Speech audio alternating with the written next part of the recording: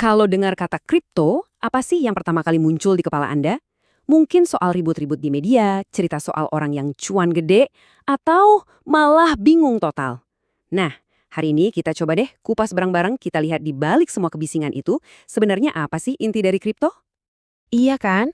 Buat banyak orang, kripto ya identik sama grafik harga yang naik turunnya gila-gilaan dan dunia trading yang kelihatannya ribet banget. Emang sih, sisi ini yang paling sering nongol di berita. Tapi percaya deh, itu baru kulitnya aja. Nah, ini dia poin kuncinya. Mata uang digital yang kita lihat selama ini, itu cuma puncak dari gunung es. Itu cuma aplikasi pertama dari sebuah teknologi yang jauh lebih besar dan fundamental. Jadi pertanyaannya, apa dong yang ada di bawah permukaan air? Jawabannya, satu kata, desentralisasi. Kedengarannya mungkin teknis banget ya, tapi sebenarnya ini adalah sebuah pergeseran cara pikir yang fundamental. Ini tentang gimana kita membangun rasa percaya di dunia digital. Oke, kita bedah pelan-pelan. Gini deh, bayangin arisan. Di sistem yang terpusat, kan ada satu bendahara tuh yang pegang semua catatan dan uangnya. Semua orang harus percaya sama satu orang ini. Nah, sekarang bayangin sistem yang terdesentralisasi. Nggak ada bendahara. Sebaliknya, setiap anggota arisan pegang salinan buku kas yang sama persis. Terus gimana cara kerjanya? Gini, waktu ada transaksi baru, misalnya ada yang setor uang arisan, transaksi itu langsung disiarin ke semua anggota. Terus semua orang bareng-bareng ngecek dan memvalidasi. Oke, ini benar, ini sah. Begitu semua setuju, buku kas tiap orang langsung diupdate secara serempak. Nah, sistem kayak gini kan jadi transparan banget dan hampir mustahil buat dimanipulasi. Dan disinilah letak kekuatannya. Desentralisasi itu mengembalikan kendali ke tangan kita. Untuk pertama kalinya di dunia digital, kita bisa benar-benar memiliki aset dan data kita sendiri. Nggak perlu izin dari bank, nggak perlu bergantung pada perusahaan teknologi raksasa. Ini, ini revolusioner. Oke, jadi kalau desentralisasi itu fondasinya, token ini ibarat batu batanya. Ini adalah alat untuk kita membangun sesuatu di atas fondasi tadi.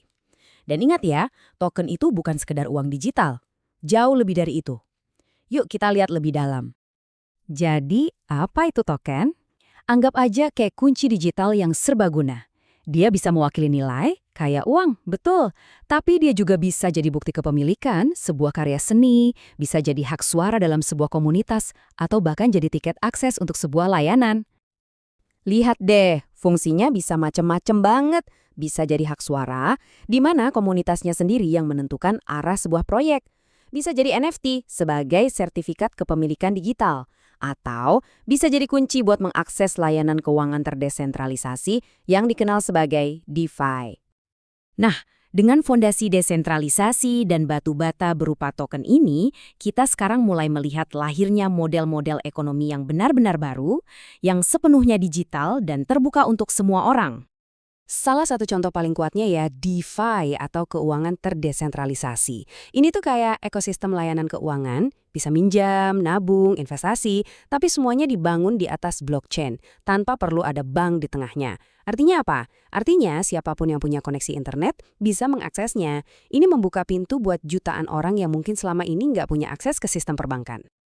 Dan buat para kreator, seniman, musisi, penulis, wah ini adalah terobosan besar. Token seperti NFT itu bisa diprogram, jadi royalti bisa otomatis dibayarkan ke si pencipta setiap kali karyanya dijual lagi di masa depan. Ini memecahkan masalah yang udah puluhan tahun ada di industri kreatif, sekaligus ngasih bukti kepemilikan yang nggak bisa diganggu-gugat. Dan ini bukan lagi sekedar teori atau wacana loh.